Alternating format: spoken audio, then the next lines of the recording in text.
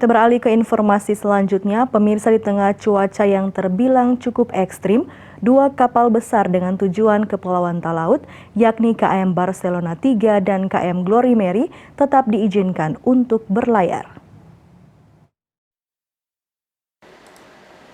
Meski cuaca ekstrim dengan tinggi gelombang bisa mencapai 4 meter, dua kapal penumpang KM Barcelona 3 dan KM Glory Mary dengan tujuan Lirung Melongwane dan Beo di Kabupaten Talaut tetap melakukan pelayaran.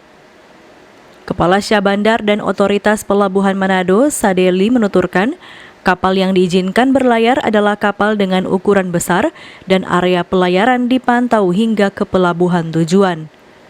Sementara kepada operator kapal penumpang diimbau untuk tidak menjual tiket terlebih dahulu hingga cuaca dinyatakan benar-benar aman. Untuk itulah kita himbau kepada para operator untuk tidak menjual tiket dulu, sambil menunggu cuaca lebih baik, lebih kondusif.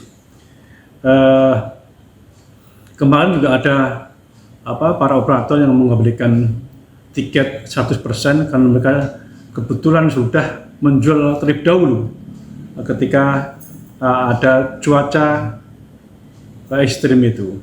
Hari ini kemungkinan ada kapal 1-2 yang lebih besar karena cuaca terlihat kondusif sampai 1,5 meter. Jadi kita juga pantau di area pelayar menuju ke pelabuhan tujuan. Kita juga